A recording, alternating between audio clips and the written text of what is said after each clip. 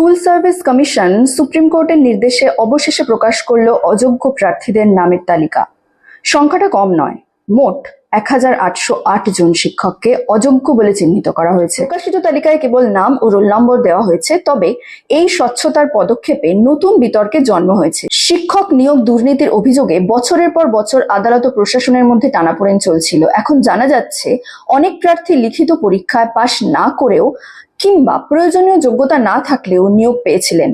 মিডিয়ার দাবি অনুযায়ী তালিকায় কয়েকজন রাজনৈতিকভাবে প্রভাবশালী পরিবারের সদস্যের নামও রয়েছে। সংবাদ সূত্রে জানা গেছে, একজন বিধায়কের কন্যা, এক তৃণমূল নেত্রীর স্ত্রী এবং এক পূর্ত কর্মাধ্যক্ষের ছেলের নামও এই তালিকায় উঠে এসেছে। যদিও এসএসসি তাদের তালিকায় সম্পর্কের উল্লেখ করেনি, অভিযোগ ঘিরে শুরু হয়েছে নতুন বিতর্ক। অনেক অভিভাবক প্রশ্ন তুলেছেন, অযোগ্য শিক্ষকরা এতদিন কিভাবে পড়াচ্ছিলেন এবং এদের হাতে ছাত্রছাত্রীদের ভবিষ্যৎ কতটা ক্ষতিগ্রস্ত হয়েছে। শিক্ষক সংগঠনগুলোর বক্তব্য, এই পদক্ষেপ অনেক দেরিতে হলেও সঠিক দিশায় গেছে। তবে এই সংগঠনগুলো দাবি করেন, শুধু নাম প্রকাশ নয়, বেআইনিভাবে চাকরি পাওয়া সবাইকে অবিলম্বে বরখাস্ত করতে হবে।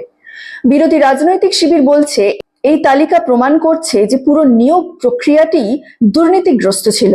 অন্যদিকে সরকার পক্ষ দাবি করছে আদালতের নির্দেশ মানা হচ্ছে এবং যোগ্য প্রার্থীরা ন্যায্য বিচার পাবেন।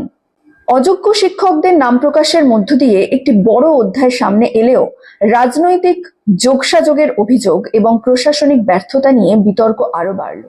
এখন দেখার বিষয়, সরকার কেবল নাম প্রকাশেই সীমাবদ্ধ থাকবে নাকি সত্যিই কঠোর পদক্ষেপ নেবে।